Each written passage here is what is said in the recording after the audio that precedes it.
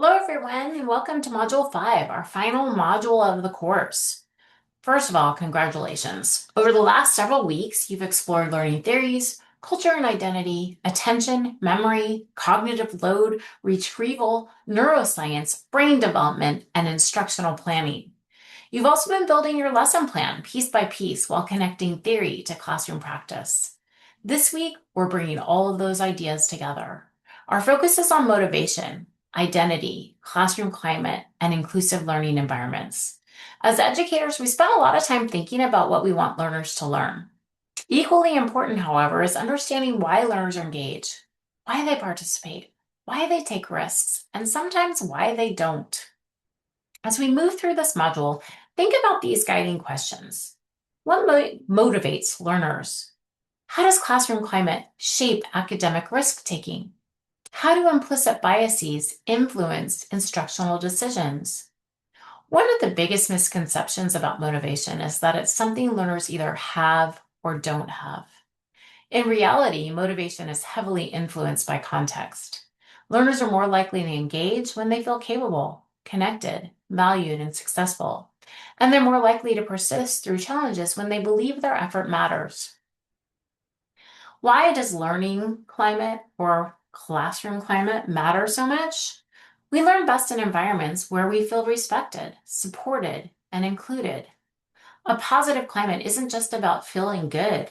It directly impacts engagement, participation, learning, and achievement.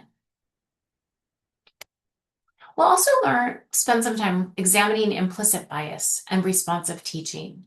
As educators, we bring our experiences, assumptions, perspectives, and biases into our work.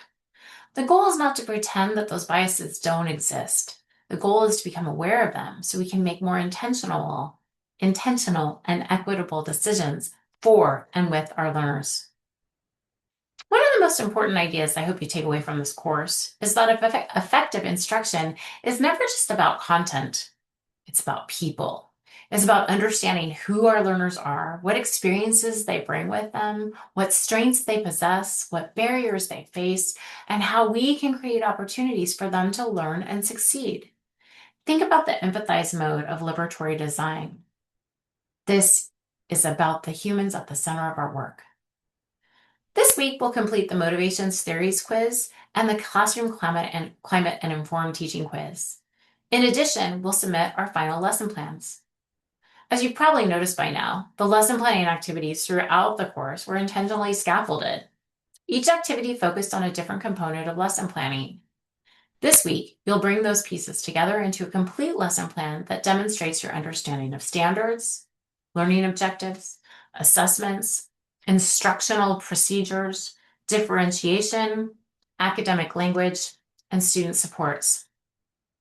Finally, you'll complete the responsive teaching and practice assignment. I want to spend a little extra time here talking about this assignment because it represents the culmination of everything we've explored over the last 5 weeks.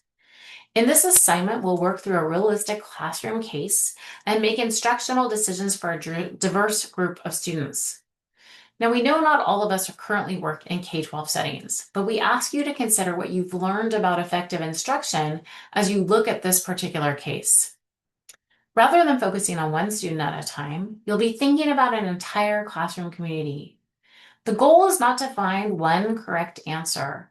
The goal is to think like an educator.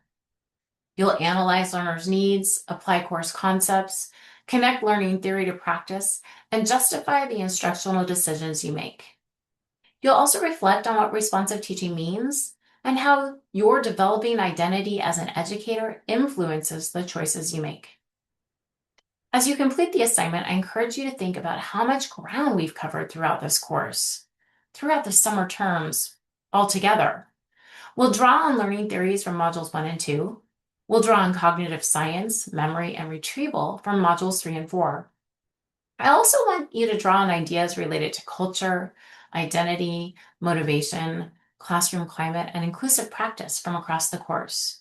In many ways, the assignment is less about finding answers and more about demonstrating your ability to think critically about students and their learning. A quick reminder about this week's due dates. The Motivations Theories quiz, Classroom Climate and Informed Teaching quiz are both due Thursday at 11:59 p.m. The final lesson plan and responsive teaching and practice assignments are due Friday at 11:59 p.m.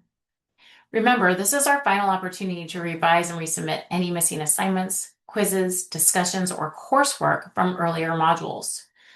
The goal is not simply to complete assignments. The goal is to learn, improve, and demonstrate mastery of the concepts we've explored throughout this course. We'll use these to build upon in future terms. Before I wrap up, I want to thank you all for your hard work that you've put into this course. Learning how our learners learn is one of the most important foundations of effective instruction. While we've only scratched the surface of many of these topics, my hope is that you'll continue asking questions, reflecting on your practice, and thinking critically about the learners you will serve. Good luck with your final assignments.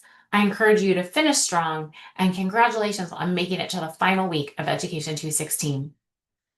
Take care, and I wish you all the best throughout the rest of your program.